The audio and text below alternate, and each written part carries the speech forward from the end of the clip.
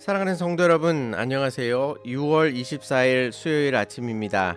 다 같이 찬송가 290장 우리는 주님을 늘 배반하나, 다 같이 찬양 드리시겠습니다.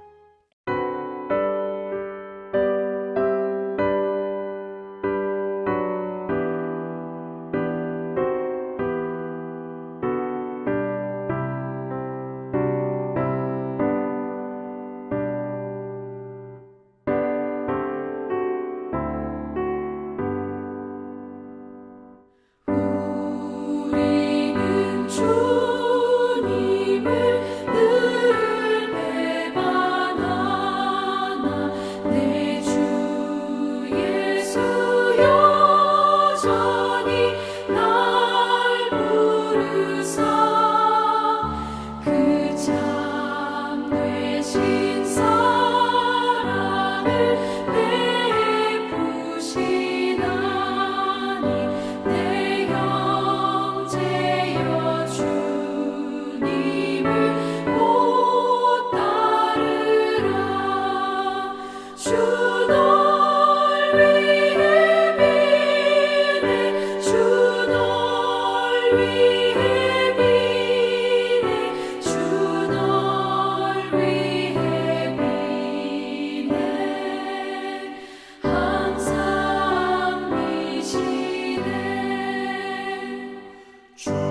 주께서 풍성한 은혜를 내려 내 영혼이 나날이 복받으니 주 예수를 너희도 구주로 섬겨 곧 따르면 풍성한 복 받겠네.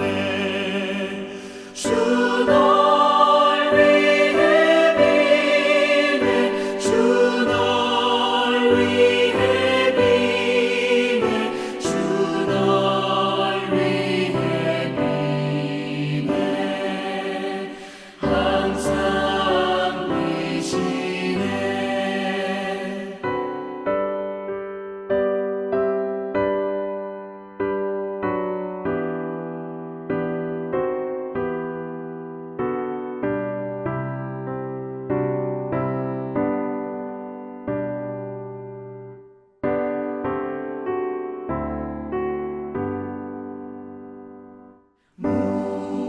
무거운 짐 지고 애타는 인생 주 예수께 돌아와 오시어라. 내 주 예수 너희를 돌보실 때에 참 복락과 의가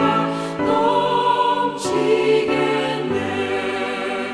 주 널 위해 비네 주 널 위해 비네 주 널 위해 비네 항상 미시네. 하나님께서 오늘 우리에게 주시는 말씀은 요나서 4장 1절에서 11절까지의 말씀입니다.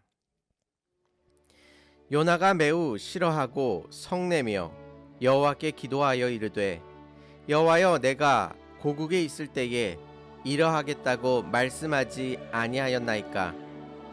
그러므로 내가 빨리 다시스로 도망하였사오니 주께서는 은혜로우시며 자비로우시며 노하기를 더디하시며 인애가 크시사 뜻을 돌이켜 재앙을 내리지 아니하시는 하나님이신 줄을 내가 알았음이니이다.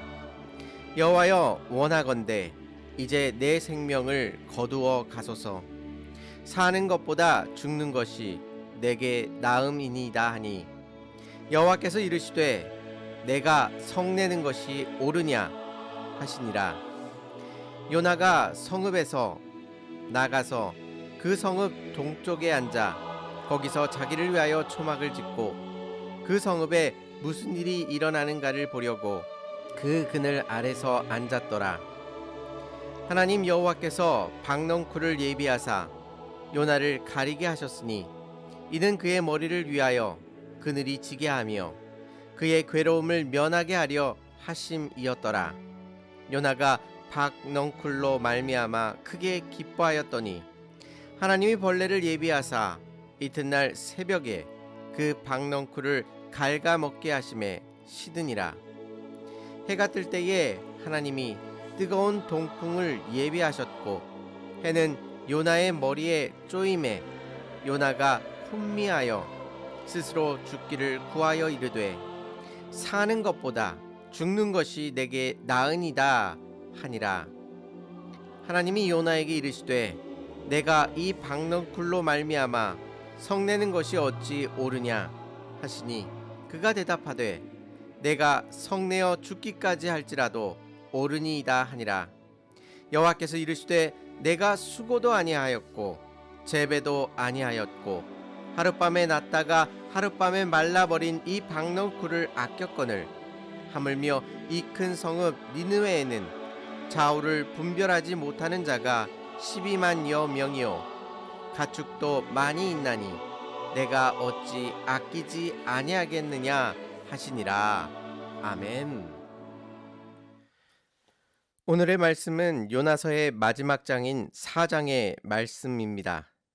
마지막이니까 요나의 성품이 변화되어 하나님의 말씀에 전적으로 순종할 것이라는 기대를 하게 됩니다. 그런데 오늘 말씀을 잘 읽어보시면 성경에서 이만큼 하나님께 반항한 사람이 없는 것처럼 느낄 만큼 하나님께 반발하고 있습니다. 오늘 말씀은 그러한 요나도 품어주시는 하나님의 사랑과 인내를 발견하시고 믿음이 연약한 자들을 그분의 사랑으로 품을 수 있는 저와 성도님들이 되시기를 바랍니다. 앞에서의 3장은 니느웨가 회개하자 하나님께서는 내리고자 하셨던 재앙을 거두셨습니다. 그것에 대한 요나의 반응이 1절 말씀입니다. 요나가 매우 싫어하고 성내며 라고 이야기합니다. 여기서 매우 싫어하고 라는 부분은 원어에서는 큰 악으로 여겼다라는 뜻을 갖고 있습니다. 요나가 하나님께서 그 재앙을 거두신 일에 대하여 큰 악이라고 여긴 것이었습니다. 그래서 요나는 어떻게 했습니까? 크게 성을 내었습니다. 이러한 모습은 이어지는 말에서 더 확실해집니다. 2절 상반절을 보시면 여호와여 내가 고국에 있을 때에 이러하겠다고 말씀하지 아니하였나이까? 그러므로 내가 빨리 다시스로 도망하였사오니 라고 말합니다. 무슨 뜻입니까?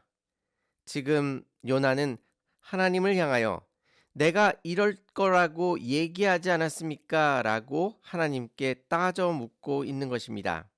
그래서 요나는 다시스로 도망치게 된 것입니다. 자신이 도망친 것조차도 지금은 정당화하고 있는 모습을 보여줍니다. 뿐만 아니라 2절 하반절에서는 이어서 이렇게 이야기합니다. 주께서는 은혜로우시며 자비로우시며 노하기를 더디하시며 인애가 크시사 뜻을 돌이켜 재앙을 내리지 아니하시는 하나님이신 줄을 내가 알았음이니이다 라고 고백합니다. 문자 그대로 보자면 마치 요나가 하나님의 그 놀라우신 성품을 찬양하고 있는 것처럼 보입니다. 그런데 그 속뜻은 전혀 반대의 뜻을 갖고 있습니다. 지금 요나는 여호와 하나님을 향하여 쓸데없이 은혜를 베푸시는 분이다 라고 원망하면서 이 말을 하고 있는 것입니다. 그것을 참지 못해 결국 요나는 어떻게 하나님께 간구하고 있습니까? 3절 보시면 여호와여 원하건대 이제 내 생명을 거두어 가소서 사는 것보다 죽는 것이 내게 낫습니다. 라고 고백하고 있는 것입니다. 마치 하나님 앞에 떼를 쓰고 있는 것 같아 보입니다. 하나님께 반발하면서 죽여달라고 악을 쓰고 있는 요나의 모습입니다. 선지자라고는 믿기지 않을 만큼 이기적이고 철없는 모습입니다. 하지만 하나님께서는 이런 요나를 즉시 심판하시거나 버리지 않으십니다. 오히려 끝없는 사랑과 인내로 그를 품으시며 요나의 삐뚤어진 시선을 교정시켜 나가기 시작하십니다. 요나의 끝없는 반항에도 하나님께서는 포기하지 아니하시고 그를 가르치고 계신 것입니다. 요나가 죽겠다고 원망하자 하나님께서 그에게 물으십니다. 4절 말씀을 보시면 여호와께서 이르시되 내가 성내는 것이 옳으냐라고 묻고 계십니다. 하나님은 능히 요나를 책망하실 수 있으셨습니다. 또한 감히 창조주 앞에서 죽여달라고 대드는 피조물 앞에 하나님께서는 크게 진노하실 수도 있으셨습니다. 그러나 하나님은 다정한 어조로 그에게 물으십니다. 내가 성내는 것이 정말 옳으냐라고 묻고 계십니다. 요나 스스로가 자신의 감정과 영적 상태를 돌아볼 기회를 그에게 허락해 주셨습니다. 하지만 요나는 여전히 완악했습니다. 5절 말씀을 보시면 요나는 성읍에 나가 동쪽에 앉아 니느웨 성읍에 무슨 일이 일어나는지 초막을 짓고 그 그늘 아래 앉았습니다. 혹시라도 하나님이 마음을 바꾸셔서 니느웨를 멸망시키지 않을까라는 옹졸한 기대감으로 끝까지 버티고 있는 것입니다. 하나님은 이러한 요나의 무례함과 끈질긴 반항 앞에서도 결코 포기하지 않으십니다. 하나님께서는 말로만 가르치지 않으시고 요나의 삶에 직접 찾아오셔서 눈높이 교육을 시작하십니다.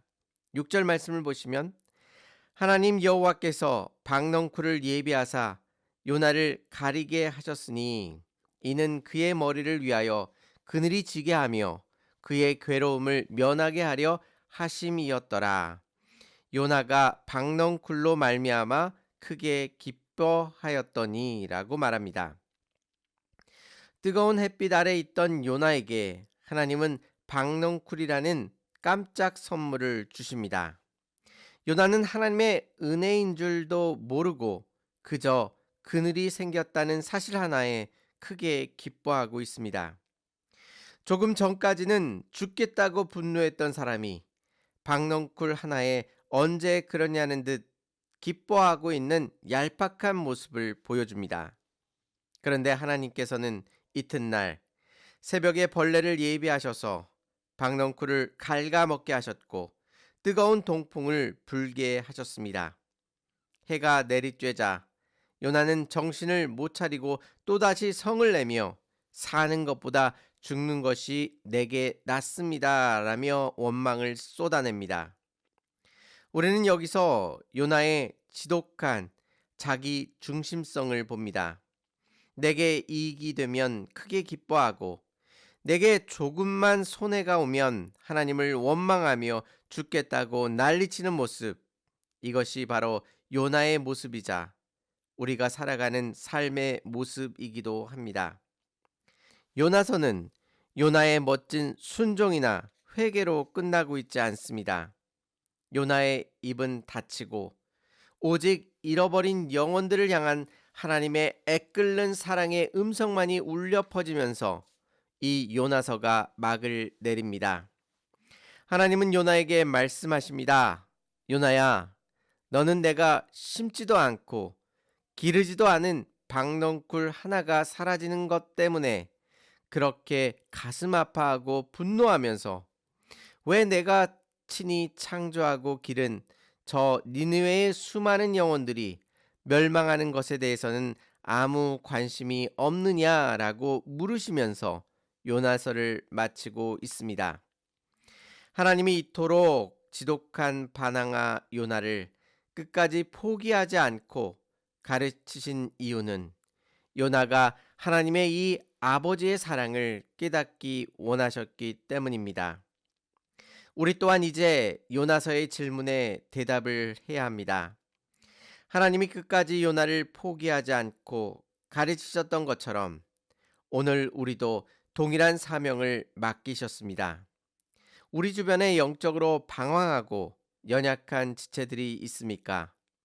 내 기준에 맞지 않는다고 비난하거나 쉽게 포기해서는 안 됩니다. 하나님이 요나를 가르쳤듯이 우리도 그들을 포기하지 않고 가르치고 세워 나아가야 합니다. 이때에 반드시 기억해야 할 것이 있습니다. 내 자신도 요나처럼 어리석고 무지했던 영혼이었다는 사실과 하나님의 사랑으로 그 자리에 서 있음을 기억해야만 합니다. 그리고 내 열정과 지식만으로는 그들을 변화시킬 수 없음을 고백해야만 합니다.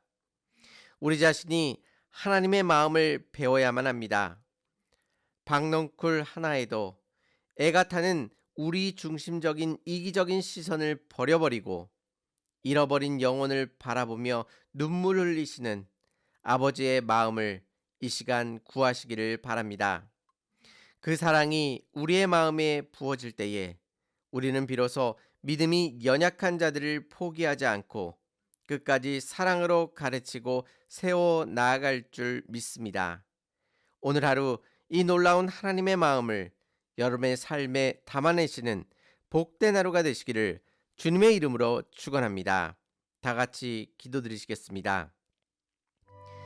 은혜롭고 자비로우신 하나님 아버지, 끝없이 하나님 앞에 반항하던 요나였지만 하나님께서 그에게 바로 심판하시거나 그를 버리지 아니하시고 끝까지 그를 붙드사 그의 마음을 돌이키게 하시고 하나님 앞으로 나오게 하여 주셨던 것처럼 우리의 마음 또한 하나님 앞에 의탁하오니 주께서 포기하지 마시고 우리의 어리석은 마음을 고치시고 또 새롭게 하여 주셔서 하나님께서 기뻐하시는 마음으로 우리의 마음 가운데 가득 채워 나아갈 수 있도록 인도하여 주시옵소서.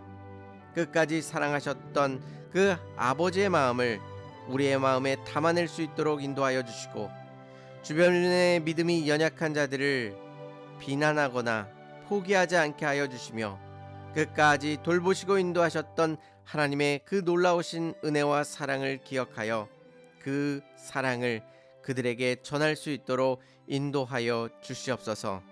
주께서 모든 것들을 주관하시고 역사하실 줄 믿사오며 예수님의 이름으로 기도 올리옵나이다. 아멘. 요나를 포기하지 않으시고 끝까지 붙들고 가르치시는 하나님의 사랑을 여러분의 삶 속에 담아내시기를 바랍니다. 감사합니다.